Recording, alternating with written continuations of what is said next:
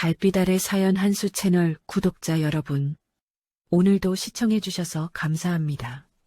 행복하고 즐거운 시간 되시길 바라며 오늘의 사연 시작하겠습니다. 포항 해병대 제1사단 해안. 새벽 4시였습니다. 아직 동이 트지 않은 하늘 아래 파도가 방파제를 두드리고 있었죠. 차가운 바닷바람이 모래사장을 훑고 지나갈 때마다 대원들의 숨소리가 하얗게 피어올랐습니다.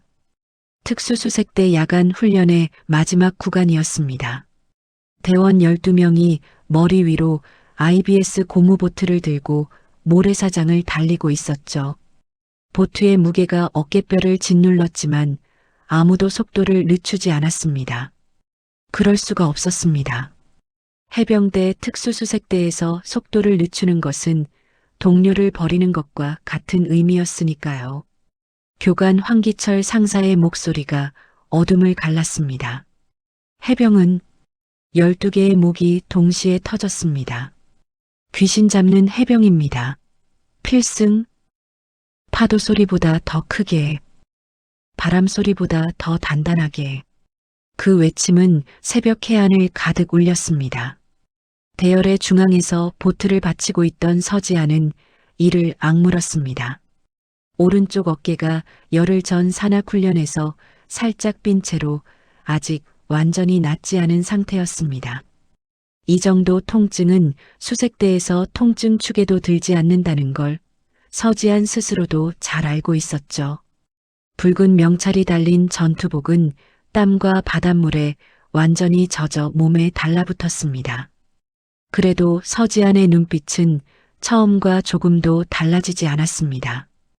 새벽 어둠 속에서도 그 눈은 흔들림 없이 정면을 향하고 있었습니다. 해병대 특수수색대 중사 서지안. 29. 입대 8년 차. 체력 검정. 전 항목 최우수. 수중 침투 훈련 최단 기록 보유자. 사격평가 3년 연속 특급. 이 모든 기록이 그녀의 것이었습니다. 그리고 이 부대에서 서지안이 가장 자주 듣는 말이 있었습니다. 서지안, 넌 사람이야? 기계야? 서지안은 그 말이 싫지 않았습니다. 감정 없이 움직이는 기계처럼 보인다는 게 오히려 칭찬처럼 느껴졌으니까요. 전장에서 흔들리지 않는다는 뜻이었습니다. 수색대원에게 그것보다 더 좋은 평가는 없었습니다. 황기철 교관이 집합을 해제한 건 새벽 5시 40분이었습니다. 오늘 야외 훈련 마친다. 외출 허가 인원은 오후 2시까지 복귀. 서지안에게 외출은 그다지 특별한 시간이 아니었습니다. 부대 밖 세상이 훈련장보다 특별히 편안하다는 느낌이 없었죠. 하지만 오늘은 달랐습니다. 사흘 뒤에 상견례가 잡혀 있었습니다. 남자친구 한도혁의 어머니를 처음 만나는 자리였습니다. 그 생각이 머릿속을 스칠 때마다 포탄이 날아오는 훈련장보다 더 긴장이 됐습니다. 서지아는 그 긴장을 떨치려는 듯 운동화 끈을 단단히 조여 묶고 부대를 나섰습니다. 오후 1시 무렵 서지아는 포항 항구 근처 골목길을 걷고 있었습니다. 전투화 대신 운동화를 신었지만 걸음걸이는 여전히 군인이었습니다. 체중을 고르게 실은 발걸음, 주변을 자동으로 훑는 시선, 골목 입구마다 순간적으로 멈추는 습관. 8년이 몸에 새긴 것들은 군복을 벗는다고 사라지지 않았습니다. 하늘이 갑자기 어두워졌습니다. 빗방울이 하나, 둘 아스팔트에 떨어지더니 순식간에 폭우가 쏟아졌습니다. 서지아는 좁은 처마 밑으로 몸을 피하며 하늘을 올려다봤습니다. 비구름이 낮게 깔려 있었습니다. 이 비가 쉽게 그칠 것 같지 않았죠. 빗소리가 순식간에 골목 전체를 채웠습니다. 바로 그때였습니다. 골목 저쪽 끝에서 고함 소리가 터졌습니다. 이 건물 팔라고 했잖아. 몇 번을 말해야 알아들어? 서지안의 귀가 정확하게 방향을 잡았습니다. 위협적인 남성의 목소리, 복수, 단단한 신발 밑창이 바닥을 구르는 소리. 서지아는 처마 밑을 벗어나 소리가 들려오는 방향으로 걸음을 옮겼습니다. 특별히 용감해서가 아니었습니다. 몸이 먼저 움직이는 것, 그게 훈련이 만들어 놓은 반응이었습니다. 골목 안쪽에는 작은 국밥집이 있었습니다. 낡고 바랜 간판에 연옥국밥이라는 글자가 적혀 있었습니다. 오래된 간판이었지만 빗속에서도 또렷하게 읽혔습니다. 그 앞에 중년의 여성이 서 있었습니다. 체구는 작고 단단했으며 비에 젖어도 등이 꼿꼿했습니다. 그 앞에 점퍼 차림의 남자 셋이 반원을 그리듯 막아서고 있었습니다. 구상필이라고 나중에 알게 된 남자가 앞에 서서 목소리를 높이고 있었죠. 눈빛이 거칠었습니다. 이런 일이 처음이 아닌 사람의 눈빛이었습니다. 마지막으로 묻는 거야. 팔 거야, 말 거야? 여성은 조용히 말했습니다. 못 팔아요. 대답은 짧았지만 목소리는 흔들리지 않았습니다. 두려운 기색이 없었습니다. 오히려 남자들 쪽이 그 단호함에 잠깐 멈칫할 정도였습니다. 구상필의 눈에 짜증이 올라왔습니다. 그는 손을 뻗어 여성의 어깨를 거칠게 밀쳤습니다. 예고도 없는 갑작스러운 힘이었습니다. 여성의 몸이 중심을 잃고 도로 쪽으로 기울었습니다. 발이 미끄러졌습니다. 빗물에 젖은 아스팔트 위였습니다. 그 순간 서지안의 귀에 굉음이 들어왔습니다. 오토바이 한 대가 빗속을 가르며 엄청난 속도로 골목 안을 향해 돌진하고 있었습니다. 운전자는 빗줄기에 시야를 빼앗긴 것이 분명했습니다. 속도를 줄이지 않았습니다. 줄일 수 있는 거리가 남아있지 않았습니다. 서지안의 머릿속이 순간적으로 계산을 마쳤습니다. 오토바이의 속도, 여성까지의 거리, 충돌 예상 지점. 계산이 끝나기도 전에 몸이 먼저 반응했습니다. 위험합니다. 서지아는 그대로 뛰어들었습니다. 빗속을 가르며 단 2발자국. 여성의 몸을 2팔로 단단히 감싸 안으며 옆으로 굴렀습니다. 빗물에 젖은 아스팔트가 팔꿈치와 무릎을 사정없이 긁었습니다. 뼈가 저릴 만큼 차가운 바닥이었습니다. 그리고 찰나 뒤, 쾅! 오토바이가 바로 옆 콘크리트 벽을 정면으로 들이받았습니다. 충격이 골목 전체를 흔들었습니다. 잔해가 튀었습니다. 그리고 빗소리가 다시 모든 것을 덮었습니다. 짧은 정적. 서지아는 여성을 감싼 채로 천천히 고개를 들었습니다. 심장이 빠르게 뛰었지만 호흡은 고른 편이었습니다. 옆을 확인했습니다. 오토바이 운전자는 안전장비를 착용하고 있었고 의식이 있었습니다. 서지아는 시선을 여성에게로 돌렸습니다. 여성은 작게 헐떡이면서도 서지안을 빤히 바라보고 있었습니다.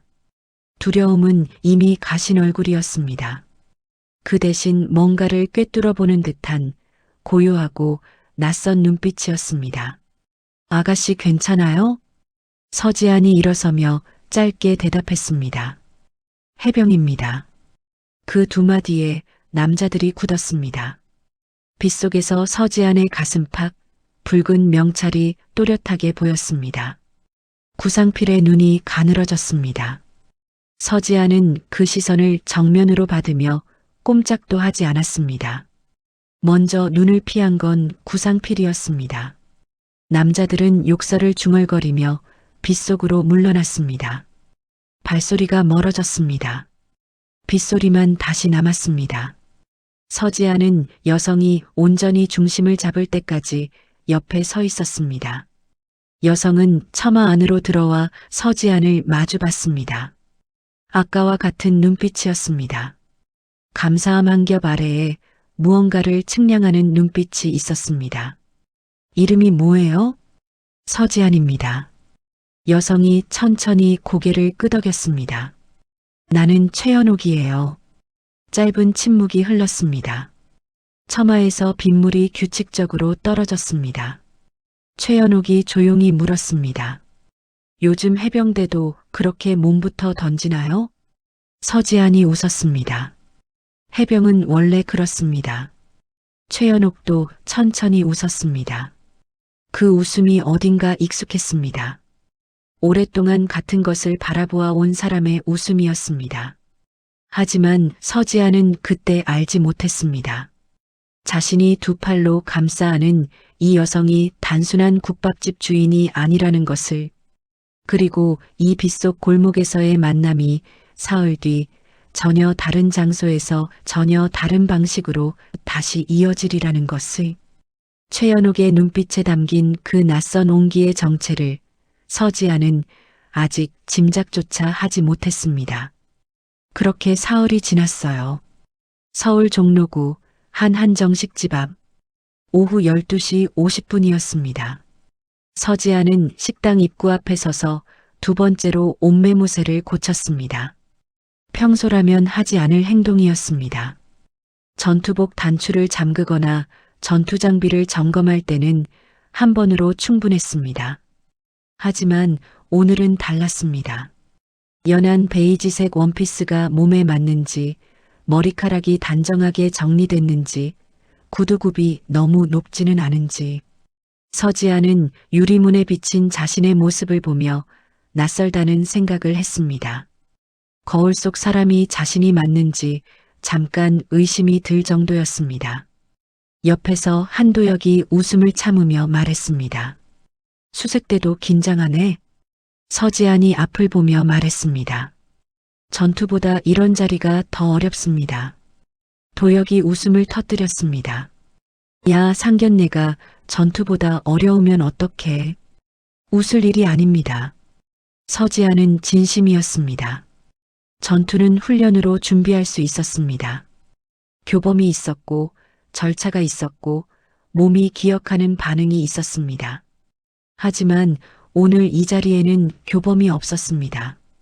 어떤 말을 해야 좋은 첫인상을 남길 수 있는지, 어느 정도 웃어야 딱딱하지 않으면서도 가볍지 않아 보이는지, 그 어느 것도 훈련으로 준비된 것이 없었습니다. 도혁이 서지안의 손을 살짝 잡았습니다. 우리 엄마 원래 무서운 분 아니야. 그냥 편하게 대해도 돼. 서지안이 고개를 끄덕였습니다. 하지만 손에서 힘이 빠지지 않았습니다. 8년간 훈련으로 단련된 손이 오늘따라 어디에 두어야 할지 몰랐습니다. 식당 안은 조용하고 단정했습니다. 미닫이 문 너머로 나지막한 음악 소리가 들렸습니다. 자리는 이미 예약되어 있었고 도혁의 어머니는 아직 오지 않은 상태였습니다. 서지안과 도혁은 자리에 앉아 차를 받았습니다. 서지안은 찻잔을 손에 쥔 채로 입구 쪽을 주시했습니다. 군인의 눈이 자동으로 문을 향하고 있었습니다. 오후 1시 정각, 미닫이 문이 열렸습니다. 늦어서 죄송합니다. 서지안은 반사적으로 그쪽으로 시선을 돌렸습니다. 그리고 손이 멈췄습니다. 찻잔을 내려놓던 손이 허공에서 그대로 굳어버렸습니다. 문 앞에 서 있는 사람, 단정하게 차려입은 감색 재킷, 짧고 단아하게 정리된 머리카락. 체구는 작고 단단했으며 등이 꼿꼿했습니다. 그 얼굴을 서지아는 사흘 전 빗속 골목에서 정확히 기억하고 있었습니다. 폭우 속에서 오토바이를 피해 함께 굴렀던 그 사람이었습니다. 최연옥. 서지안의 입에서 말이 튀어나왔습니다. 어르신? 도혁이 고개를 돌렸습니다. 둘이 아는 사이야? 최연옥도 멈췄습니다. 눈이 서지안을 향했습니다. 그리고 잠깐 아주 짧은 침묵이 흘렀습니다. 최연옥의 눈빛이 빗속 골목에서와 똑같은 방식으로 서지안을 훑쳤습니다. 조용히 하지만 놓치는 것 없이. 그리고 웃었습니다. 세상 참 좁네요. 도혁이 둘을 번갈아 봤습니다. 어디서 만났어? 최연옥이 자리에 앉으며 말했습니다. 포항에서. 이 아이가 나를 도와줬어. 도혁의 눈이 커졌습니다. 도와줬다고? 무슨 일이 있었어? 최연옥은 짧게 말했습니다. 별일 아니었어. 하지만 서지아는 그 말이 최연옥의 성격에서 나온 것임을 이미 짐작했습니다. 빗속 골목에서 오토바이에 치일 뻔한 순간에도 최연옥의 목소리는 흔들리지 않았습니다. 두려움을 드러내지 않는 것에 익숙한 사람이었습니다. 식사가 차려지기 시작했습니다. 제철 나물과 전, 맑은 탕이 차례로 놓였습니다. 도혁은 분위기를 풀어보려는 듯 이것저것 이야기를 꺼냈습니다. 회사 이야기, 요즘 포항 날씨 이야기. 최연옥은 고개를 끄덕이며 듣다가 자연스럽게 서지안 쪽으로 시선을 돌렸습니다. 지안 씨 수색되죠? 서지안이 젓가락을 내려놓으며 말했습니다. 어떻게 하셨어요? 최연옥이 조용히 웃었습니다. 걸음걸이가 해병대예요. 도혁이 끼어들었습니다. 엄마, 그걸 어떻게 알아? 최연옥은 대답하지 않고 서지안을 바라봤습니다. 그 눈빛이 사흘 전과 같았습니다. 단순한 관심이 아니었습니다. 무언가를 알고 있는 사람의 눈빛이었습니다. 서지아는 조심스럽게 물었습니다. 혹시 군인이셨어요? 최연옥이 찻잔을 들며 말했습니다. 오래전 이야기예요. 그게 전부였습니다. 더 이상 말하지 않았습니다. 하지만 그 짧은 대답이 서지안의 머릿속에 하나의 질문을 남겼습니다. 오래전, 얼마나 오래전인지, 어떤 군인이었는지. 최연옥의 눈빛에는 단순히 군 복무를 마친 사람의 것이 아닌 다른 종류의 무게가 담겨 있었습니다. 서지아는 그 무게가 어디서 오는 것인지 아직 알지 못했습니다. 식사는 조용하고 단정하게 이어졌습니다. 도혁이 분위기를 이끌었고 최연옥은 적당히 웃으며 대화에 응했습니다. 겉으로는 평범한 상견례처럼 보였습니다. 하지만 서지아는 내내 느꼈습니다. 최연옥의 시선이 자주 그리고 오래 자신에게 머문다는 것을. 식사가 거의 끝날 무렵 최연옥이 물을 한 모금 마시고 말했습니다. 지안 씨, 네. 포항 골목에서 그랬듯이 그렇게 몸부터 뛰어드는 거 무섭지 않아요? 서지아는 잠시 생각했습니다. 무서웠느냐고. 사실 그 순간을 돌이켜보면 무섭다는 감정이 개입할 틈이 없었습니다. 머릿속이 계산을 마치기 전에 몸이 먼저 움직였으니까요. 하지만 그 대답을 그대로 하면 너무 차갑게 들릴 것 같았습니다. 서지안이 천천히 말했습니다. 무서운 게 먼저가 아니라 움직이는 게 먼저였습니다. 최연옥이 잠시 서지안을 바라봤습니다. 그리고 고개를 끄덕였습니다. 아주 천천히 무언가를 확인하듯이. 그렇죠. 그 짧은 대답에 담긴 것이 무엇인지 서지아는 아직 알 수 없었습니다. 하지만 분명한 것은 최연옥이 그 대답에서 뭔가를 찾아냈다는 사실이었습니다. 처음 만났을 때부터 이 자리까지 최연옥은 무언가를 천천히 확인해 나가고 있었습니다. 서지아는 그 느낌이 불편하지 않았습니다. 오히려 같은 눈빛을 가진 사람을 만났을 때의 낯설고 편안한 감각이 있었습니다. 상견례가 끝날 무렵 최연옥은 먼저 자리에서 일어섰습니다. 도혁이 배웅을 하겠다고 했지만 최연옥은 손을 저었습니다. 됐어. 둘이 있어. 그리고 서지안을 마지막으로 한 번 봤습니다. 다음에 또 봐요, 지안 씨. 그 말이 인사치레처럼 들리지 않았습니다. 반드시 다시 보게 될 거라는 말처럼 들렸습니다. 서지아는 자리에서 일어나 허리를 숙였습니다. 네, 어르신. 조심히 들어가십시오.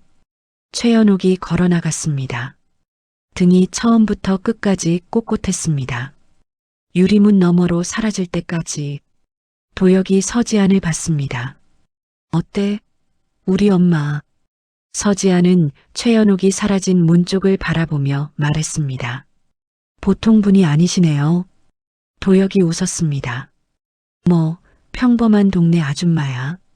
서지아는 고개를 저었습니다. 평범한 동네 아줌마는 상대방의 걸음걸이를 보고 수색대인지 알아채지 않았습니다. 그리고 무서웠느냐는 질문에 그렇죠 한마디로 모든 것을 이해하는 눈빛을 보내지 않았습니다. 하지만 서지아는 아직 몰랐습니다. 자신이 그 눈빛의 정체를 알게 되는 건 생각보다 훨씬 빠른 시간 안의 일이라는 것을. 상견례로부터 일주일이 지났습니다. 서지아는 포항 부대로 복귀한 뒤에도 최연옥의 눈빛이 머릿속에 남아 있었습니다. 훈련 중에도 취침 전에도 불현듯 그 눈빛이 떠올랐습니다. 보통 분이 아니라는 느낌, 단순히 직감이 아니었습니다. 서지아는 8년간 수많은 사람을 봐왔습니다. 교관, 선임, 동기, 후임. 그 속에서 자연스럽게 생긴 감각이 있었습니다. 훈련된 사람과 그렇지 않은 사람을 구분하는 감각. 최연옥에게서는 분명히 전자의 기운이 났습니다. 걸음걸이만이 아니었습니다. 시선이 움직이는 방식, 상대방의 말을 듣는 자세, 긴장한 상황에서도 흔들리지 않는 호흡, 그 모든 것이 오랜 시간 몸에 새겨진 것들이었습니다. 도혁에게 물어볼까 생각했습니다. 하지만 도혁은 평범한 동네 아줌마라고 했습니다. 어머니의 과거에 대해 딱히 아는 것이 없는 것 같았습니다. 자식이 부모의 모든 것을 아는 것은 아니라는 걸 서지안도 알고 있었습니다. 그러던 어느 저녁이었습니다. 훈련을 마치고 막사로 돌아오는 길에 도혁에게서 문자가 왔습니다. 엄마가 지안이 보고 싶대. 이번 주말에 포항 온다는데 시간 돼? 서지아는 잠시 문자를 바라봤습니다. 최연옥이 먼저 연락을 해왔다는 사실이 뜻밖이었습니다. 상견례를 마치고 며느리 될 사람에게 연락을 취하는 경우가 아예 없는 건 아니었지만 그 속도가 생각보다 빨랐습니다. 서지아는 짧게 답했습니다. 네, 괜찮습니다. 주말 오후 포항 시내 작은 카페였습니다. 최연옥은 서지안보다 먼저 와 있었습니다. 창가 자리에 앉아 바깥을 내다보고 있었는데 서지안이 들어서자 곧바로 시선을 돌렸습니다. 역시 눈이 빨랐습니다. 왔어요? 네, 어르신. 오래 기다리셨어요? 아니요. 나도 방금 왔어요. 두 사람은 커피를 시켰습니다. 최연옥은 아메리카노였습니다. 서지안도 같은 것을 시켰습니다. 그게 왜인지 어색하지 않았습니다. 최연옥이 먼저 말을 꺼냈습니다. 지안 씨, 수색대 들어온 지 얼마나 됐어요? 3년 됐습니다. 입대는 8년 전이고요. 최연옥이 고개를 끄덕였습니다. 수중 침투 훈련은요? 서지안이 살짝 눈을 좁혔습니다. 하고 있습니다. 야간 해상 침투는? 그것도요. 최연옥이 커피잔을 감싸주며 말했습니다. IBS 훈련 아직도 모래사장에서 해요? 그 질문에 서지안의 손이 멈췄습니다. IBS? 상견례 날 도혁이 어리둥절해하며 어떻게 아냐고 물었던 그 단어였습니다. 일반인이 알기 어려운 내용이었습니다. 아는 사람이 있다면 직접 경험한 사람이었습니다. 서지안이 조심스럽게 물었습니다. 어르신, 혹시 직접 하셨어요? 최연옥이 잠시 창밖을 봤습니다. 늦가을 포항의 하늘이 낮게 깔려 있었습니다. 그리고 천천히 말했습니다. 했죠. 수색대요? 최연옥이 서지안을 바라봤습니다. 특수수색대 교관이었습니다. 서지안은 말을 잃었습니다. 머릿속에서 여러 가지 것들이 빠르게 재배열됐습니다. 처음 골목에서의 눈빛, 걸음걸이를 보고 수색대임을 알아챈 것, IBS를 자연스럽게 언급한 것, 무서웠냐는 질문에 담겨있던 이해의 무게. 모든 조각이 한 번에 맞춰졌습니다. 언제 계셨어요? 30년 전이에요. 지금이랑 많이 달랐죠. 여군 교관이 그때도 있었나요? 최연옥이 작게 웃었습니다. 없었어요. 내가 첫 번째였습니다. 서지아는 그 말의 무게를 가늠했습니다. 30년 전 여군이 특수수색대 교관으로 서는 것이 지금도 흔한 일이 아닌데 그 시절에는 어땠겠습니까? 얼마나 많은 것을 증명해야 했을지, 얼마나 많은 것을 버텨야 했을지. 서지아는 잠시 말을 잇지 못했습니다. 최연옥이 말을 이었습니다.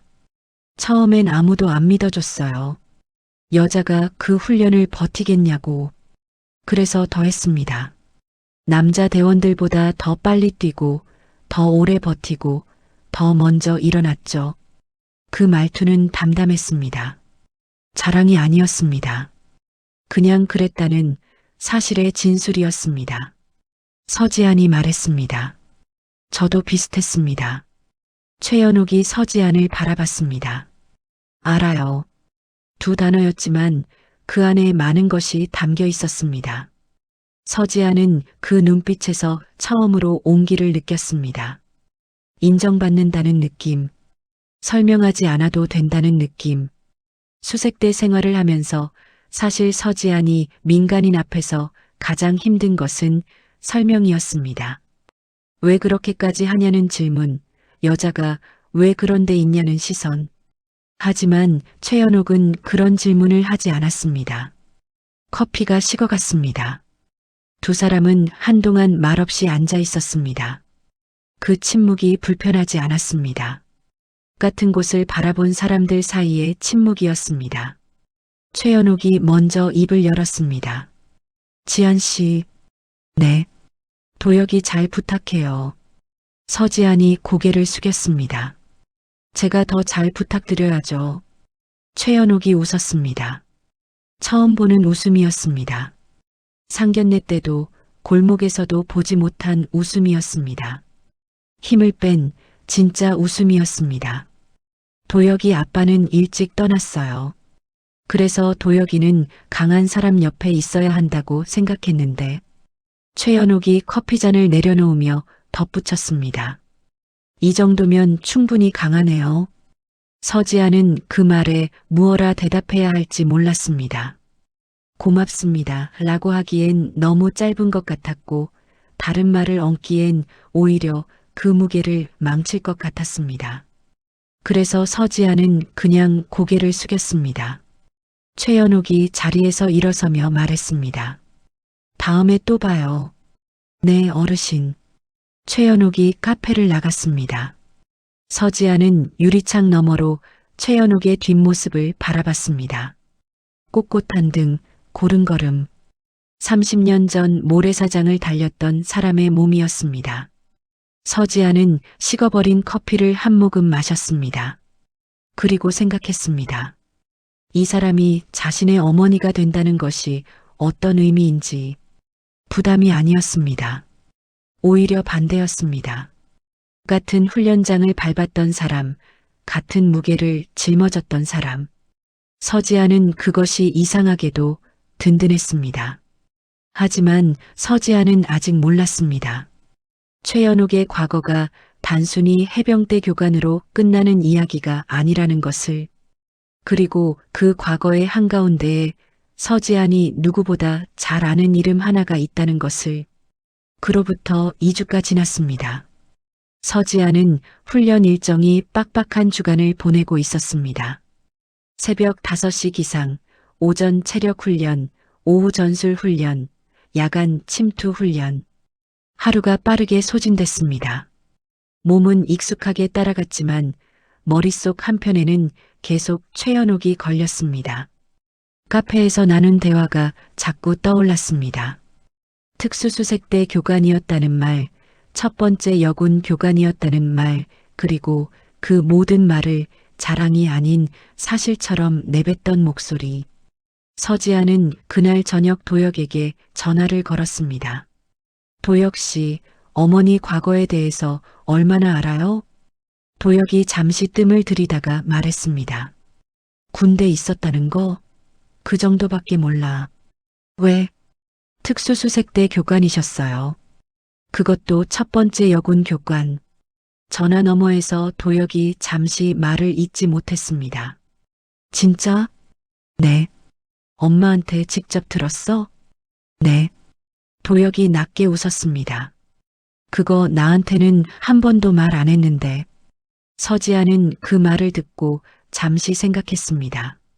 최연옥이 아들에게는 말하지 않은 것을 처음 만난 며느리 후보에게는 꺼냈다는 게 의미심장했습니다. 설명하지 않아도 알아들을 사람이라고 판단했기 때문일 겁니다. 서지아는 그 판단이 틀리지 않았다는 걸 알았습니다. 그 주 금요일 저녁이었습니다. 도혁이 포항으로 내려왔습니다. 셋이 함께 저녁을 먹자고 했고 최연옥도 흔쾌히 응했습니다. 장소는 도혁이 골랐습니다. 포항 시내의 작은 한식집이었습니다. 메뉴판도 없이 그날 나오는 것을 내어주는 집이었는데 최연옥이 예전에 자주 들렀던 곳이라고 했습니다. 셋이 자리를 잡고 앉았습니다. 도혁이 어색함을 없애려는 듯 이런저런 이야기를 꺼냈습니다. 서지아는 조용히 들으며 최연옥의 표정을 살폈습니다. 최연옥은 도혁의 말에 적당히 반응하면서도 시선은 종종 서지안에게 머물렀습니다. 음식이 나왔습니다. 된장찌개와 제육볶음, 잡곡밥이었습니다. 소박했지만 깊은 맛이었습니다. 서지아는 오랜만에 제대로 된 밥을 먹는 기분이었습니다. 부대 식당도 나쁘지 않았지만 이런 온기가 담긴 밥은 달랐습니다. 도혁이 밥을 먹다가 불쑥 말했습니다. 엄마, 나 지안이한테 들었어. 수색대 교관이었다고. 최연옥이 서지안을 봤습니다. 서지안이 말했습니다. 말씀드려도 되는 줄 알았습니다. 죄송합니다. 최연옥이 고개를 저었습니다. 괜찮아요. 숨길 거였으면 말을 안 했겠죠. 도혁이 물었습니다. 그럼 진짜야? 수색대 교관? 그랬습니다. 왜 나한테는 한 번도 말 안 했어? 최연옥이 잠시 생각하다가 말했습니다. 내가 물어본 적이 없었으니까. 도혁이 멋쩍게 웃었습니다. 그건 그렇네. 최연옥이 밥을 한 숟가락 뜨며 조용히 말했습니다. IBS 훈련 아직도 모래사장에서 해요? 서지안이 대답했습니다. 네. 새벽에 합니다. 보트 들고 뛰는 구간은 지금도 똑같습니다. 최연옥이 고개를 끄덕였습니다. 그게 제일 힘들죠. 어깨가 빠질 것 같고 발은 모래에 잠기고. 서지안이 말했습니다. 맞습니다. 처음엔 그 구간이 끝이 없는 것 같았습니다. 지금은요? 서지안이 잠시 생각하다가 말했습니다. 지금은 그 구간이 시작되면 오히려 마음이 좀 편해집니다. 끝이 있다는 걸 알고 있으니까요. 최연옥이 서지안을 바라봤습니다. 그거 알기까지 얼마나 걸렸어요? 2년 정도요. 최연옥이 조용히 웃었습니다. 나는 3년 걸렸어요. 도혁이 두 사람을 번갈아 보며 말했습니다. 무슨 소리 하는 거야, 둘이. 서지안과 최연옥이 동시에 도혁을 봤습니다. 그리고 서로를 봤습니다. 도혁은 끝까지 이해하지 못하는 표정이었습니다. 그게 어쩐지 웃겼습니다. 서지아는 오랜만에 자연스럽게 웃음이 나왔습니다. 식사가 무르익어갈 무렵이었습니다. 최연옥이 찻잔을 들며 말했습니다. 지안 씨, 아버지는요? 서지안이 대답했습니다. 계십니다. 지금 부산에 사세요. 무슨 일 하세요? 예비역이세요. 지금은 작은 사업하십니다. 최연옥이 가볍게 물었습니다. 군인이었어요? 네. 해병대였습니다. 그 순간이었습니다. 최연옥의 손이 아주 잠깐 멈췄습니다. 찻잔을 들다가 허공에서 잠깐 정지하는 것 같았습니다. 서지아는 그것을 놓치지 않았습니다. 훈련된 눈이었습니다. 하지만 최연옥은 곧바로 자연스럽게 찻잔을 내려놓았습니다. 표정에 아무것도 드러내지 않았습니다. 해병대요. 네. 특수수색대 출신이십니다. 또 한 번의 침묵. 이번엔 조금 더 길었습니다. 도혁은 제육볶음을 먹으며 아무것도 눈치채지 못하고 있었습니다. 하지만 서지아는 최연옥의 눈빛이 달라졌다는 것을 알아챘습니다. 무언가를 삼키는 눈빛이었습니다. 감정이 있었지만 드러내지 않으려는 의지가 더 강한 눈빛이었습니다. 최연옥이 조용히 물었습니다. 성함이 어떻게 돼요? 서지안이 대답했습니다. 서민석이십니다. 최연옥이 찻잔을 두 손으로 감쌌습니다. 손끝이 아주 미세하게 긴장하는 것 같았습니다. 서지아는 그 손을 바라봤습니다. 그리고 직감했습니다. 이 이름이 최연옥에게 낯선 이름이 아니라는 것을. 최연옥이 말했습니다. 아, 그래요. 딱 그 한마디였습니다. 더 묻지 않았습니다. 더 말하지 않았습니다. 하지만 그 세 글자 안에 담긴 것이 그냥 아, 그래요가 아니라는 것을 서지아는 느꼈습니다. 도혁이 눈치 없이 끼어들었습니다. 지안이 아버지도 해병대야? 그럼 둘이 통하는 게 있겠네, 엄마랑. 최연옥이 웃었습니다. 그렇겠죠. 하지만 그 웃음이 어딘가 달랐습니다. 입꼬리는 올라가 있었지만 눈은 웃고 있지 않았습니다. 무언가를 오래전에 접어두었다가 갑자기 다시 꺼내게 된 사람의 표정이었습니다. 저녁이 끝났습니다. 셋은 식당 밖으로 나왔습니다. 도혁이 주차장으로 먼저 걸어가는 사이 최연옥이 서지안 옆에 잠시 섰습니다. 지안 씨, 네. 최연옥이 포항 앞바다 쪽을 바라보며 말했습니다. 아버지한테 안부 전해줘요. 서지안이 고개를 끄덕이려다 멈췄습니다. 혹시 아버지를 아세요? 최연옥은 잠시 아무 말도 하지 않았습니다. 바람이 두 사람 사이를 지나갔습니다. 오래전에 같은 부대였어요. 그게 전부였습니다. 최연옥은 더 이상 말을 잇지 않았습니다. 그리고 주차장 쪽으로 걸어갔습니다.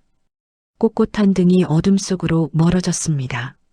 서지아는 그 자리에 서서 최연옥의 뒷모습을 바라봤습니다. 오래전에 같은 부대. 그 말이 서지안의 머릿속에서 맴돌았습니다. 단순한 동기였다면, 단순한 선우임이었다면 그 짧은 한마디에 그 무게가 실리지 않았을 겁니다. 하지만 최연옥의 목소리는 분명히 달랐습니다. 오래된 것을 건드렸을 때만 나오는 목소리였습니다. 서지아는 차가운 포항의 밤바람을 맞으며 서 있었습니다. 머릿속에서 조각들이 천천히 움직이고 있었습니다. 아직 맞춰지지 않은 조각들이었습니다. 하지만 서지아는 직감했습니다. 이 조각들이 결국 하나의 그림을 만들어낼 것이라는 것을, 그리고 그 그림 안에 아버지 서민석의 이름이 있다는 것을. 서지아는 그날 밤 잠을 이루지 못했습니다. 막사 침대에 누워 천장을 바라보면서 머릿속에서는 최연옥의 목소리가 계속 재생됐습니다. 오래전에 같은 부대였어요. 그 짧은 문장이 자꾸 걸렸습니다. 단순한 동기 사이에서 나올 수 있는 말이 아니었습니다. 서민석이라는 이름을 들었을 때 찻잔을 쥔 손끝이 미세하게 긴장하던 것, 눈은 웃지 않은 채 입꼬리만 올라갔던 그 표정. 서지아는 그것들을 하나씩 다시 떠올렸습니다. 훈련에서 상황을 분석하듯 차분하게. 결론은 하나였습니다. 최연옥과 서민석 사이에는 단순한 전후 이상의 무언가가 있었습니다. 서지아는 다음날 아침 아버지에게 전화를 걸었습니다. 부산에 사는 서민석은 아침 일찍 일어나는 사람이었습니다. 예비역 해병대의 습관은 나이가 들어도 쉽게 가시지 않았습니다. 지안아, 웬일이야 아침부터. 아버지, 최연옥이라는 분 아세요? 전화기 너머가 조용해졌습니다. 서지아는 그 침묵을 가만히 기다렸습니다. 아버지가 모른다면 바로 되물었을 겁니다. 하지만 서민석은 바로 대답하지 않았습니다. 그 침묵 자체가 대답이었습니다. 어디서 들었어? 서지안이 말했습니다. 도혁 씨 어머니세요. 또 침묵이 흘렀습니다. 이번에는 더 길었습니다. 도혁이 어머니가 최연옥이야? 네. 서민석이 낮게 숨을 내쉬었습니다. 그 숨소리 하나에 여러 가지 감정이 섞여 있었습니다. 서지아는 아버지의 숨소리를 평생 들어왔습니다. 기쁠 때, 힘들 때, 무언가를 삼킬 때의 숨소리를 알았습니다. 지금은 마지막 것이었습니다. 잘 계시대? 네. 건강해 보이셨습니다. 그렇구나. 서민석은 더 이상 말을 잇지 않았습니다. 서지안도 더 캐묻지 않았습니다. 어떤 이야기는 직접 물어서 나오는 것이 아니라는 걸 알았습니다. 특히 아버지 같은 사람에게는요. 서민석은 감정을 말로 꺼내는데 익숙한 사람이 아니었습니다. 해병대에서 보낸 세월이 그를 그렇게 만들었거나 아니면 원래 그런 사람이었거나. 아버지, 응, 나중에 이야기해 줄 수 있어요? 서민석이 잠시 있다가 말했습니다. 나중에. 전화가 끊겼습니다. 서지아는 휴대폰을 내려놓으며 창밖을 바라봤습니다. 포항의 아침 하늘이 차갑고 맑았습니다. 멀리 바다가 보였습니다. 저 바다를 30년 전에도 누군가 바라봤겠지 하는 생각이 들었습니다. 그날 오후 훈련이 끝난 뒤였습니다. 황기철 교관이 서지안을 불렀습니다. 서중사 잠깐. 서지안이 교관실로 들어갔습니다. 황기철은 서류를 정리하다가 고개를 들었습니다. 다음 달 훈련 일정 조정됐다. 야간 해상 침투 훈련이 2주 앞당겨졌어. 알겠습니다. 황기철이 잠시 서지안을 바라봤습니다. 요즘 뭔가 생각 많은 것 같던데. 서지안이 말했습니다. 아닙니다. 황기철이 피식 웃었습니다. 수색대원이 거짓말은 잘 못하네. 서지안은 대답하지 않았습니다. 황기철이 다시 서리로 시선을 내리며 말했습니다. 개인 사정은 개인 사정이고 훈련은 훈련이야. 하지만 머릿속이 두 군데 있으면 둘 다 망쳐. 명심하겠습니다. 서지아는 교관실을 나왔습니다. 황기철의 말이 틀리지 않았습니다. 하지만 머릿속을 비우는 것이 말처럼 쉽지 않았습니다. 최연옥과 서민석 사이의 이야기, 그리고 그 이야기가 지금 자신의 삶과 어떻게 연결되어 있는지, 그것이 자꾸 생각의 표면으로 올라왔습니다. 그날 저녁 최연옥에게서 문자가 왔습니다. 지안 씨, 이번 주말에 시간 돼요? 할 말이 있어요. 서지아는 잠시 문자를 바라봤습니다. 할 말이 있다는 것이 무엇인지 짐작이 됐습니다. 아니, 짐작이 가면서도 확신할 수 없었습니다. 서지아는 답장을 보냈습니다. 네, 시간 됩니다. 주말 오후 두 사람은 다시 카페에서 만났습니다. 지난번과 같은 자리였습니다. 최연옥이 먼저 와 있었고 아메리카노가 2잔 나와 있었습니다. 서지안이 자리에 앉자 최연옥이 말했습니다. 민석이한테 전화했죠? 서지안이 말했습니다. 네. 뭐라 하던가요? 잘 계시냐고 물으셨습니다. 최연옥이 창밖을 바라봤습니다.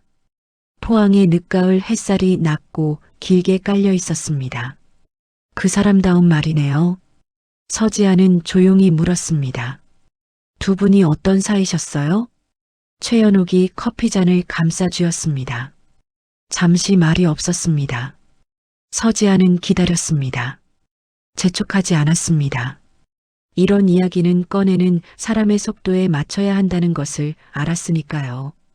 최연옥이 천천히 말했습니다. 같은 기수였어요.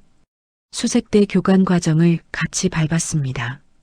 민석이가 나보다 2달 먼저 교관이 됐고 나는 2달 뒤에 첫 번째 여군 교관이 됐죠. 가까운 사이였나요? 최연옥이 잠시 있다가 말했습니다. 좋아했어요. 서지아는 그 말을 조용히 받아들였습니다. 예상했던 말이었지만 실제로 듣는 것은 달랐습니다. 최연옥의 목소리에 오래된 것을 꺼낼 때만 나오는 어떤 질감이 있었습니다. 민석이도 그랬어요. 그때 우리 둘 다 알고 있었습니다. 그런데 왜? 최연옥이 서지안을 봤습니다. 민석이 집에서 결혼이 정해져 있었어요. 오래전부터. 민석이도 어쩔 수 없었고 나도 알고 있었습니다.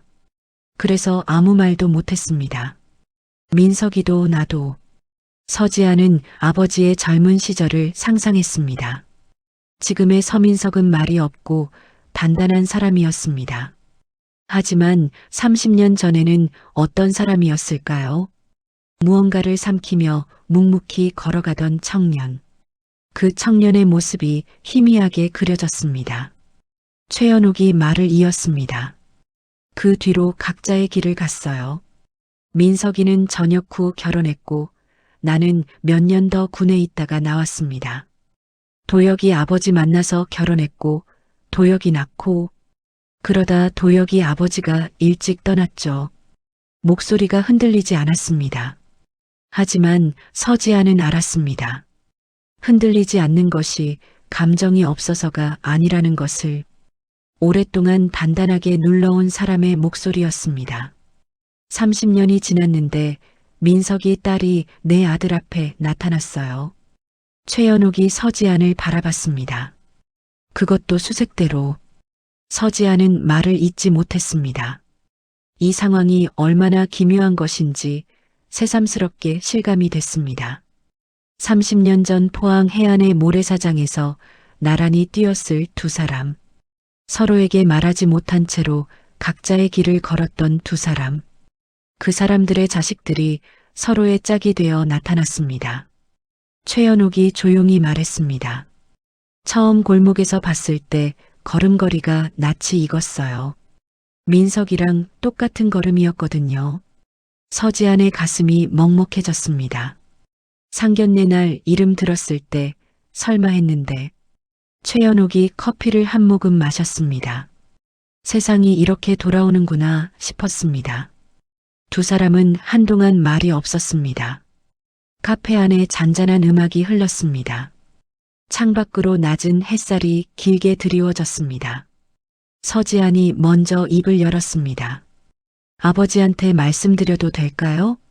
최연옥이 잠시 생각하다가 말했습니다. 그건 지안 씨가 결정해요.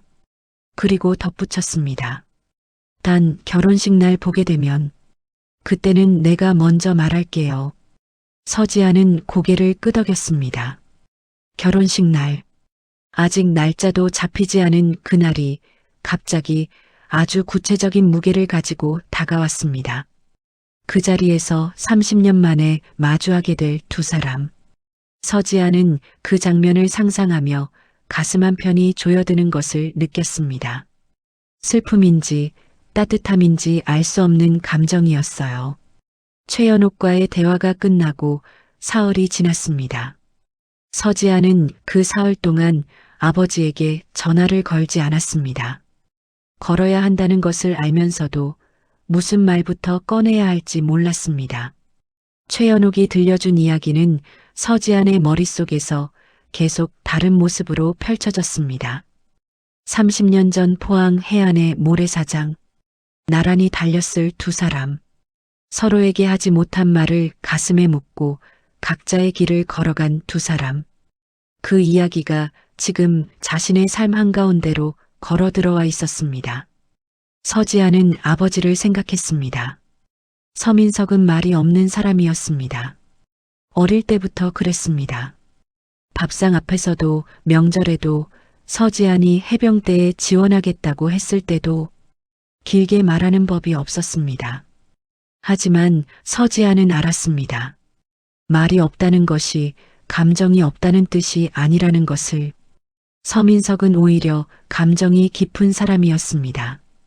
다만 그것을 꺼내는 방식을 몰랐거나 혹은 꺼내지 않는 것이 습관이 된 사람이었습니다.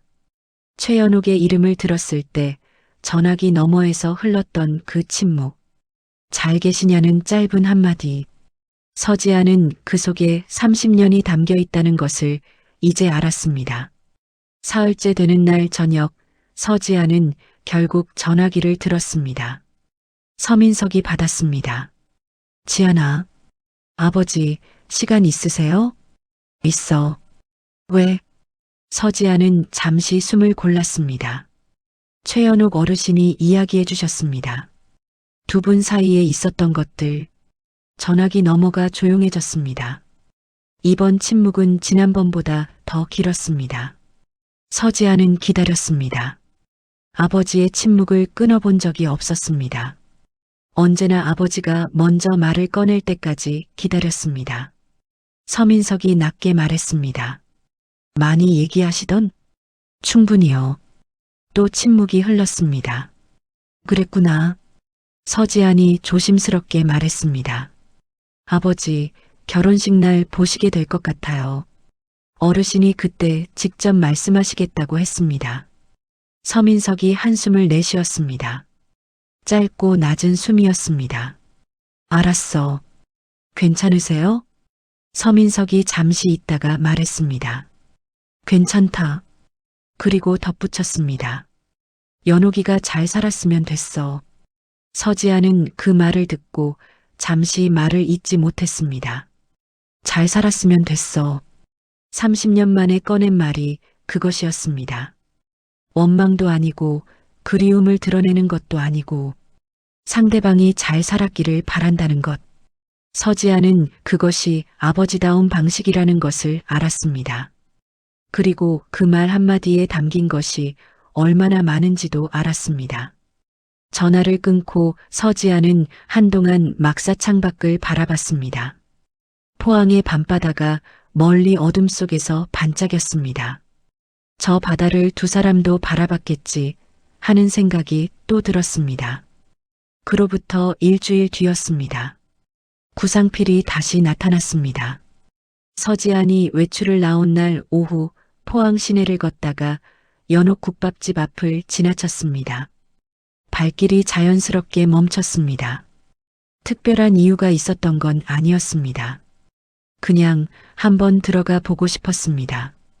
최연옥이 오랫동안 지켜온 곳이 어떤 곳인지. 가게 안은 작고 오래됐지만 깔끔했습니다. 나무 테이블 4개, 벽에 걸린 오래된 사진 몇 장. 국물 냄새가 깊었습니다. 최연옥이 혼자 주방에서 일하고 있었습니다. 서지안이 들어서자 최연옥이 고개를 들었습니다. 왔어요? 지나다가 들렀습니다. 앉아요. 서지안은 창가 자리에 앉았습니다. 최연옥이 국밥 한 그릇을 내왔습니다. 먹어요. 오늘 거 막 됐어요. 서지안이 숟가락을 들었습니다. 국물 한 모금. 깊고 진한 맛이었습니다. 오래 끓인 맛이었습니다. 맛있습니다. 최연옥이 맞은편에 앉으며 말했습니다. 민석이한테 전화했죠? 서지안이 고개를 끄덕였습니다. 뭐라 하던가요? 잘 사셨으면 됐다고 하셨습니다. 최연옥이 잠시 말이 없었습니다. 그리고 조용히 웃었습니다. 슬픔과 따뜻함이 섞인 웃음이었습니다. 그 사람답네요. 두 사람이 조용히 앉아 있는데 가게 문이 거칠게 열렸습니다. 구상필이었습니다. 이번에는 혼자가 아니었습니다. 2명을 더 데려왔습니다. 지난번보다 더 단단하게 마음을 먹은 얼굴이었습니다. 아직도 안 팔 거야? 최연옥이 자리에서 천천히 일어섰습니다. 서두르지 않았습니다. 숟가락을 내려놓는 서지안의 손도 침착했습니다. 구상필이 서지안을 보고 눈을 가늘게 떴습니다. 또 너야? 서지안이 말했습니다. 또 왔네요. 구상필이 비웃었습니다. 지난번엔 운 좋았던 거야. 오늘은 그냥 꺼져. 서지안은 대답하지 않았습니다. 대신 최연옥을 봤습니다. 최연옥은 이미 자신의 위치를 잡고 서 있었습니다. 가게 안의 공간을 정확하게 파악하고 있었습니다. 출입구, 테이블 간격, 세 남자의 위치. 서지아는 그 눈빛을 보고 직감했습니다.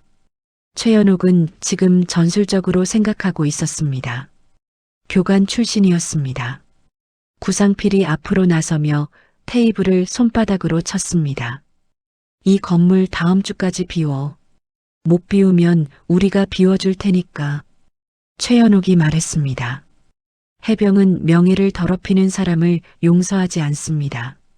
구상필이 어이없다는 듯 웃었습니다. 뭐? 최연옥이 다시 말했습니다. 이번에는 더 낮고 단단한 목소리로. 해병은 명예를 더럽히는 사람을 용서하지 않아요. 구상필이 옆 남자에게 눈짓했습니다.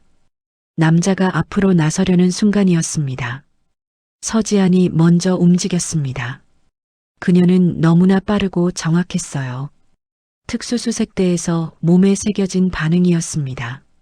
남자의 팔을 잡아 비틀고 등 뒤로 꺾었습니다. 남자가 비명을 질렀습니다. 서지아는 그 상태로 조용히 말했습니다. 움직이면 더 아픕니다. 구상필이 굳었습니다. 그리고 나머지 한 명이 뒤에서 서지안 쪽으로 움직이려 했습니다. 그때 최연옥이 움직였습니다. 작은 체구였지만 동작이 군더더기 없었습니다. 30년이 지났어도 몸이 기억하는 것은 기억하고 있었습니다. 남자의 중심을 무너뜨리고 팔을 제압하는데 3초도 걸리지 않았습니다. 남자가 테이블을 붙잡으며 중심을 잃었습니다. 가게 안이 조용해졌습니다. 구상필만 남았습니다. 혼자 서지안과 최연옥이 나란히 서 있었습니다. 구상필의 눈이 두 사람을 번갈아 봤습니다. 뭔가를 계산하는 눈이었습니다.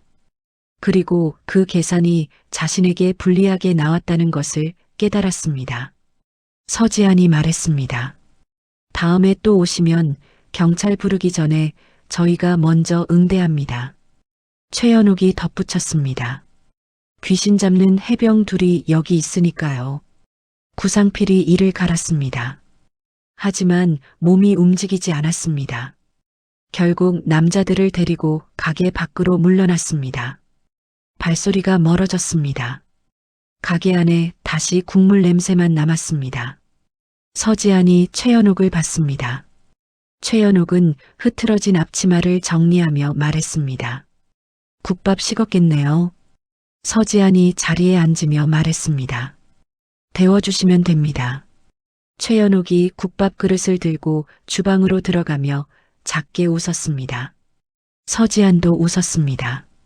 조금 전 일이 꿈처럼 느껴질 만큼 최연옥의 태도는 담담했습니다. 서지안은 가게 안을 둘러봤습니다. 벽에 걸린 사진들이 눈에 들어왔습니다. 오래된 사진 하나에 젊은 시절의 최연옥이 있었습니다. 전투복을 입고 있었습니다. 등이 꼿꼿했습니다. 지금과 똑같았습니다. 그 옆에 해병대 부대 마크가 새겨진 낡은 액자가 걸려 있었습니다.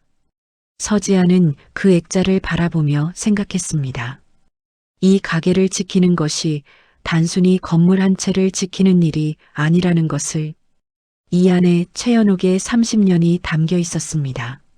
젊은 날의 기억, 해병대의 시간, 그리고 말하지 못한 것들까지. 그걸 구상필 같은 사람이 함부로 건드릴 수 없었습니다. 데워진 국밥이 다시 나왔어요. 서지아는 숟가락을 들었습니다. 국물이 여전히 깊고 진했습니다. 구상필이 물러난 뒤 서지아는 한동안 그 일을 잊고 지냈어요. 훈련 일정이 다시 빡빡하게 돌아왔고 야간 해상 침투 훈련이 앞당겨진 탓에 외출도 줄었습니다. 새벽 바다에 몸을 던지고 모래사장을 달리고 전술 교범을 들여다보는 하루가 반복됐습니다. 몸은 지쳤지만 머리는 오히려 맑아지는 시간이었습니다. 훈련이 그런 것이었습니다. 너무 힘들어서 다른 생각이 끼어들 틈이 없어지는 것. 어떤 의미에서는 그게 훈련의 진짜 효과였습니다. 하지만 결혼 준비는 멈추지 않았습니다. 도혁이 날짜를 잡자고 했고 서지안도 동의했습니다. 봄이 좋겠다고 했습니다. 포항의 봄은 바람이 차가우면서도 햇살이 맑았습니다. 서지아는 어릴 때부터 봄을 좋아했습니다. 아버지 서민석이 봄을 좋아했기 때문이기도 했습니다. 서민석은 봄이 되면 어딘가 조금 부드러워졌습니다. 말수가 여전히 적었지만 봄 저녁이면 마당에 나와 하늘을 올려다보는 시간이 길어졌습니다. 서지아는 그런 아버지 옆에 조용히 앉아 있는 것을 좋아했습니다. 결혼식 날짜가 4월 둘째 주 토요일로 정해졌습니다. 서지안이 서민석에게 날짜를 알렸습니다. 4월 12일입니다, 아버지. 알았어. 포항에서 하기로 했어요. 잠시 침묵이 흘렀습니다. 포항? 서민석이 그 단어를 낮게 되뇌었습니다. 서지아는 아버지가 포항이라는 단어에서 무엇을 떠올리는지 알 것 같았습니다. 30년 전의 해안, 모래사장, 그리고 그곳에서 나란히 달렸던 사람. 괜찮으세요? 괜찮다. 서민석의 대답은 언제나 짧았지만 이번 괜찮다는 조금 달랐습니다. 힘을 줘서 말하는 것 같았습니다. 스스로에게 다짐하는 것 같기도 했습니다. 결혼식이 한 달 앞으로 다가온 어느 날이었습니다. 서지안이 외출을 나와 연옥국밥집에 들렀을 때 최연옥이 주방에서 뭔가를 열심히 쓰고 있었습니다. 서지안이 들어서자 최연옥이 노트를 덮었습니다. 왔어요? 네. 뭐 쓰고 계셨어요? 최연옥이 잠시 있다가 말했습니다. 편지요. 서지안이 자리에 앉으며 물었습니다. 누구한테요? 최연옥이 대답하지 않았습니다. 대신 주방으로 들어가 국밥을 떠왔습니다. 서지아는 더 묻지 않았습니다. 짐작이 됐습니다. 그리고 그 짐작을 입 밖에 내는 것이 적절하지 않다는 것도 알았습니다. 국밥을 먹는 동안 두 사람은 한동안 말이 없었습니다. 최연옥이 맞은편에 앉아 창밖을 바라봤습니다. 포항의 겨울이 막바지였습니다. 하늘이 낮고 흐렸습니다. 최연옥이 먼저 말을 꺼냈습니다. 결혼식 준비는 잘 돼가요? 네. 날짜 잡혔습니다. 4월 12일이요. 최연옥이 고개를 끄덕였습니다. 드레스는요? 아직요. 다음 주에 보러 가기로 했습니다. 최연옥이 잠시 서지안을 바라봤습니다. 같이 가도 돼요? 서지안이 말했습니다. 당연하죠. 최연옥이 작게 웃었습니다. 서지안도 웃었습니다. 드레스를 고르는 일이 서지안에게는 사실 막막한 일이었습니다. 전투복은 8년간 입었지만 드레스는 생전 처음이었습니다. 무엇을 봐야 할지, 어떤 것이 잘 어울리는지 혼자 판단할 자신이 없었습니다. 최연옥이 함께 가겠다고 한 것이 솔직히 반가웠습니다. 다음 주 토요일 두 사람은 포항 시내 웨딩숍을 찾았습니다. 서지안이 드레스를 입고 나왔을 때 최연옥이 잠시 말을 잃었습니다. 서지안도 거울 앞에서 어색하게 서 있었습니다. 드레스가 낯설었습니다. 어깨가 드러나는 게 특히 어색했습니다. 훈련으로 만들어진 어깨였습니다. 부드럽지 않았습니다. 서지안이 거울을 보며 말했습니다. 이상하죠? 최연옥이 말했습니다. 아니요. 그리고 서지안 옆에 서서 거울을 함께 봤습니다. 강한 사람이 드레스를 입으면 더 빛나요. 부드러운 척 안 해도 되니까. 서지안은 그 말을 듣고 거울 속 자신을 다시 봤습니다. 최연옥의 말이 맞는 것 같았습니다. 억지로 부드러워 보이려 하지 않으니 오히려 그 자체로 괜찮아 보였습니다. 드레스를 결정하고 웨딩숍을 나왔을 때였습니다. 최연옥이 걸으며 조용히 말했습니다. 지안 씨, 네. 결혼식 날 민석이 보면 내가 먼저 다가갈 거예요. 서지안이 최연옥을 봤습니다. 최연옥은 앞을 보며 걷고 있었습니다. 30년 동안 못한 말이 있어요. 결혼식 날은 할 수 있을 것 같아요. 서지안이 물었습니다. 어떤 말인데요? 최연옥이 잠시 생각하다가 말했습니다. 괜찮다고, 잘 살았다고. 서지안의 가슴이 조용히 조여들었습니다. 괜찮다는 말, 그 짧은 말이 30년의 무게를 담고 있었습니다. 원망하지 않는다는 것, 잘 지냈다는 것, 그리고 이제는 놓아도 된다는 것. 그 모든 것이 두 단어 안에 있었습니다. 서지아는 말했습니다. 아버지도 같은 말씀하실 것 같습니다. 최연옥이 고개를 끄덕였습니다. 그럼 됐어요. 두 사람은 나란히 걸었습니다. 포항의 겨울 저녁 바람이 차가웠습니다. 하지만 걸음이 무겁지 않았습니다. 그런데 골목 모퉁이를 돌아서는 순간이었습니다. 구상필이 서 있었습니다. 이번에는 혼자였습니다. 표정이 지난번과 달랐습니다. 흥분이 아니라 싸늘하게 가라앉은 얼굴이었습니다. 오히려 그게 더 위험했습니다. 흥분한 사람보다 차가워진 사람이 더 어떤 짓을 할지 모르는 법이었습니다. 구상필이 말했습니다. 오래 버티네. 최연옥이 멈추지 않았습니다. 서지안도 멈추지 않았습니다. 두 사람은 그대로 걸었습니다. 구상필 쪽으로. 구상필이 서지안 앞에 서며 막아섰습니다. 이번엔 군인 코스프레 안 통해. 나 고소할 테면 해봐. 내가 누구랑 연결돼 있는지 알아? 서지안이 구상필을 바라봤습니다. 표정을 바꾸지 않았습니다. 위협에 반응하지 않는 것도 훈련이었습니다. 상대가 원하는 반응을 주지 않는 것. 구상필의 눈이 흔들렸습니다. 예상했던 반응이 나오지 않자 잠깐 당황하는 것이 보였습니다. 최연옥이 구상필 앞에 섰습니다. 체구가 훨씬 작았습니다. 하지만 눈빛이 달랐습니다. 수십 명의 훈련병을 세워놓고 교관 자리에 섰던 사람의 눈빛이었습니다. 당신이 연결돼 있는 사람이 누구든 우리는 상관없어요. 구상필이 비웃었습니다. 왜요? 최연옥이 말했습니다. 우리는 귀신도 잡으니까요. 그 순간 골목 입구에서 발소리가 들렸습니다. 서지안이 시선을 돌렸습니다. 황기철 교관이었습니다. 그리고 그 뒤로 수색대 동기 2명이 서 있었습니다. 전부 사복이었지만 걸음걸이가 군인이었습니다. 황기철이 서지안을 보고 고개를 들었습니다.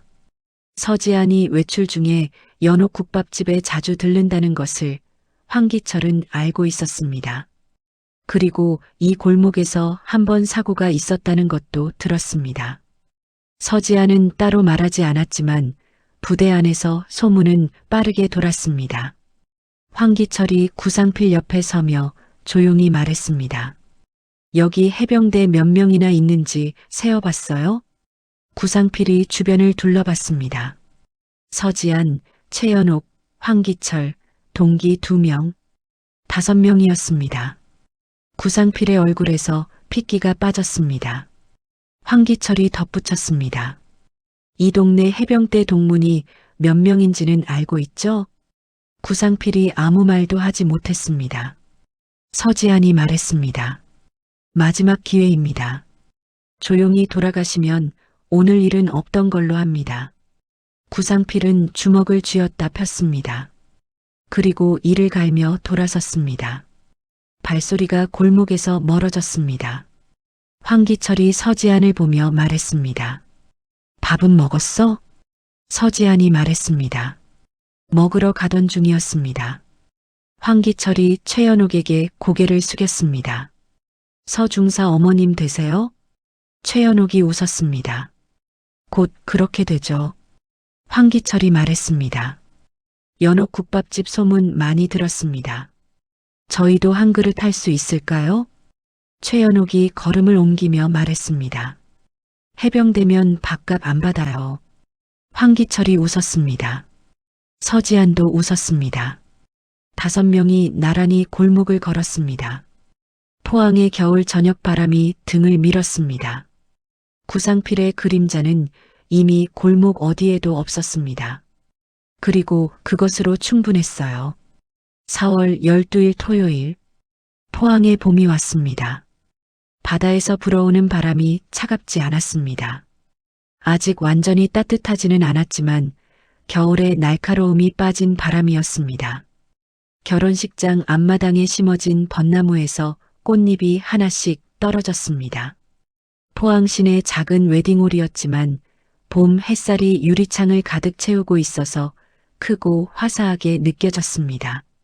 하객들이 하나둘 들어서고 있었습니다. 도역의 직장 동료들, 서지안의 동기들, 양쪽 친척들, 그리고 해병대 출신 하객들이 꽤 됐습니다. 사복을 입었지만 걸음걸이가 군인인 사람들이 여럿이었습니다.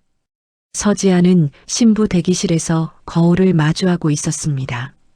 웨딩숍에서 골랐던 그 드레스였습니다. 어깨가 드러나는 스타일. 최연옥이 강한 사람이 드레스를 입으면 더 빛난다고 했던 그 드레스였습니다. 거울 속에 선 자신이 여전히 낯설었지만 지난번처럼 어색하지는 않았습니다. 익숙해진 것이 아니라 받아들여진 것이었습니다. 서지아는 거울을 바라보며 생각했습니다. 오늘 이 자리에서 무언가가 완성된다는 것을 단순히 결혼식이 아니었습니다. 오랫동안 흩어져 있던 것들이 하나로 모이는 날이었습니다. 최연옥이 대기실 문을 열고 들어왔습니다. 감색 재킷 차림이었습니다. 상견례 날과 같은 색이었습니다. 머리카락은 단아하게 올려붙였습니다. 최연옥이 서지안을 보고 잠시 발걸음을 멈췄습니다. 그리고 천천히 걸어와 서지안 옆에 섰습니다. 거울 속에 두 사람이 나란히 서 있었습니다. 최연옥이 말했습니다. 잘 어울려요. 서지안이 말했습니다. 어르신 덕분입니다. 최연옥이 서지안의 어깨 위 작은 주름을 손으로 펴줬습니다. 조심스럽고 정확한 손이었습니다. 그 손길이 따뜻했습니다. 서지아는 거울 속에서 최연옥의 눈을 봤습니다. 오늘의 눈빛은 달랐습니다. 처음 골목에서 봤을 때의 측량하는 눈빛도 아니었고 카페에서 오래된 이야기를 꺼낼 때에 가라앉은 눈빛도 아니었습니다. 무언가를 오래 기다렸다가 마침내 도착한 사람의 눈빛이었습니다. 민석이 왔어요? 서지안이 말했습니다. 아까 연락 왔습니다. 도착했다고요. 최연옥이 고개를 끄덕였습니다. 그리고 잠시 말이 없었습니다. 서지아는 최연옥의 표정을 살폈습니다. 긴장한 것 같지는 않았습니다. 오히려 단단했습니다. 오래전에 결심을 마친 사람의 단단함이었습니다. 최연옥이 말했습니다. 나 먼저 나갈게요. 서지안이 고개를 끄덕였습니다. 최연옥이 대기실을 나갔습니다. 문이 조용히 닫혔습니다. 서지안은 거울 앞에 혼자 남아 숨을 한번 깊게 들이마셨습니다. 오늘 이 자리에서 자신이 할 일은 아름답게 걸어가는 것이었습니다. 하지만 서지안이 가장 신경 쓰이는 것은 드레스도 걸음걸이도 아니었습니다. 하객석 어딘가에서 30년 만에 마주하게 될 두 사람이었습니다. 결혼식장 안. 하객들이 자리를 잡았습니다.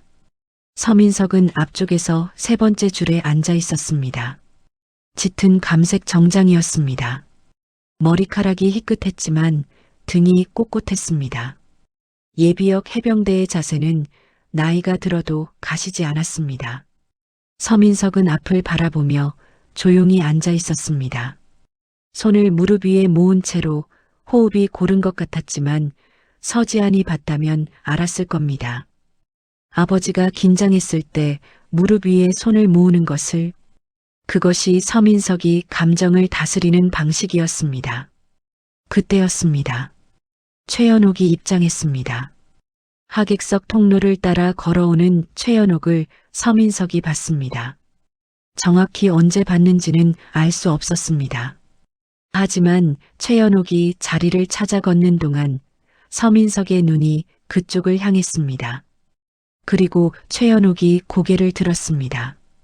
두 사람의 눈이 마주쳤습니다. 하객들은 저마다 이야기를 나누고 있었습니다. 아무도 그 순간을 알아채지 못했습니다.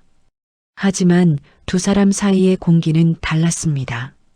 30년이 한순간에 좁혀지는 느낌이었습니다. 최연옥이 먼저 걸었습니다. 서민석 쪽으로 천천히 하지만 망설임 없이. 서민석은 자리에서 일어섰습니다. 두 사람이 마주 섰습니다. 서민석이 먼저 입을 열었습니다.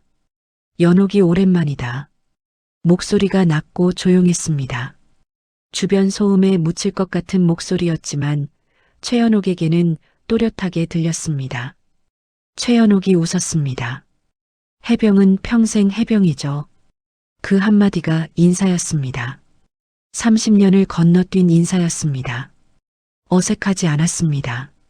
두 사람 사이에 흐르는 것이 어색함이 아니었습니다. 오래된 것이 다시 익숙해지는 감각이었습니다. 서민석이 말했습니다. 그때 미안했다. 최연옥이 고개를 저었습니다. 집안에서 결혼이 정해져 있었던 거 나도 알고 있었어. 민석이 잘못이 아니었어요. 서민석이 말했습니다. 그래도 말은 했어야 했는데. 최연옥이 잠시 서민석을 바라봤습니다. 그 눈빛 안에 30년이 담겨 있었습니다. 말하지 못한 것들, 각자 걸어온 길들, 그리고 그 모든 것이 지나간 자리에 남은 것들까지. 괜찮아요. 그 두 마디가 전부였습니다. 하지만 그 안에 담긴 것은 전부가 아니었습니다. 원망하지 않는다는 것, 잘 살아왔다는 것, 그리고 이제는 그것으로 충분하다는 것. 서민석이 30년 동안 어딘가에 묻어두었던 무언가가 그 두 마디에 조용히 녹아드는 것 같았습니다. 서민석의 눈가에 주름이 깊어졌습니다. 말을 하지 않았습니다. 할 수 없었습니다. 하지만 최연옥은 알았습니다. 잠시 침묵이 흘렀습니다. 그때 결혼 행진곡이 울렸습니다. 하객들이 일제히 입구를 향해 고개를 돌렸습니다. 서민석과 최연옥도 돌아봤습니다. 서지안이 걸어오고 있었습니다. 웨딩드레스를 입은 서지안이었습니다. 어깨가 드러나고 등이 꼿꼿했습니다. 눈빛은 언제나처럼 흔들림이 없었습니다. 수줍어하거나 어색해하지 않았습니다. 그냥 서지안이었습니다. 전투복 대신 드레스를 입었을 뿐 걸음의 무게는 똑같았습니다. 도혁이 서지안을 바라보며 웃었습니다. 입꼬리가 귀에 걸렸습니다. 서민석은 딸이 걸어오는 모습을 바라봤습니다. 눈이 촉촉해졌습니다. 서민석은 눈을 한번 감았다 떴습니다. 감정을 다스리는 방식이었습니다. 최연옥이 서민석 옆에서 조용히 말했습니다. 민석아, 응, 내 딸 참 괜찮다. 서민석이 웃었습니다. 말을 하지 않고 그냥 웃었습니다. 최연옥도 웃었습니다. 두 사람이 나란히 서서 서지안이 걸어오는 것을 바라봤습니다. 서민석이 낮게 말했습니다. 해병대잖아. 최연옥이 고개를 끄덕였습니다. 그래, 해병대지. 그리고 잠시 후 덧붙였습니다. 내가 좋아했던 사람의 딸이 내 며느리가 될 줄은 몰랐어. 서민석이 말했습니다. 세상 참 묘하다. 최연옥이 웃었습니다. 묘하지 않아요. 해병대끼리는 결국 연결되게 돼 있어요. 서민석이 최연옥을 봤습니다. 최연옥도 서민석을 봤습니다. 30년 전 모래사장에서 나란히 달렸던 두 사람이 지금은 각자의 자식들이 하나가 되는 자리에서 나란히 서 있었습니다. 그 자리에 오기까지 각자가 걸어온 길이 얼마나 긴지 두 사람만 알았습니다. 서지안이 도혁 곁에 섰습니다. 주례의 목소리가 결혼식장을 채웠습니다. 하객들이 조용해졌습니다. 서지안은 정면을 바라봤습니다. 훈련장에서 전방을 바라보던 것과 같은 눈빛으로. 하지만 그 안에 담긴 것은 달랐습니다. 훈련장에서는 임무가 있었습니다. 오늘은 사람이 있었습니다. 옆에 선 도혁 하객석의 최연옥과 서민석, 그리고 이 자리를 만들어 온 모든 시간들, 서지안은 도역을 바라봤습니다. 도역이 웃었습니다. 서지안도 웃었습니다. 식이 끝날 무렵이었습니다. 하객석 곳곳에서 해병대 출신 하객들이 자리에서 일어섰습니다. 황기철 교관, 수색대 동기들, 그리고 나이 지긋한 예비역들까지 누가 먼저랄 것도 없이 목소리가 모였습니다. 필승, 무적 해병, 결혼식장이 울렸습니다. 하객들이 웃음을 터뜨렸습니다. 서지안도 웃었고 도역도 웃었습니다. 서민석이 조용히 따라 말했습니다. 입술만 움직였지만 최연옥이 봤습니다. 최연옥도 조용히 같은 말을 했습니다. 두 사람의 입술이 같은 말을 만들었습니다.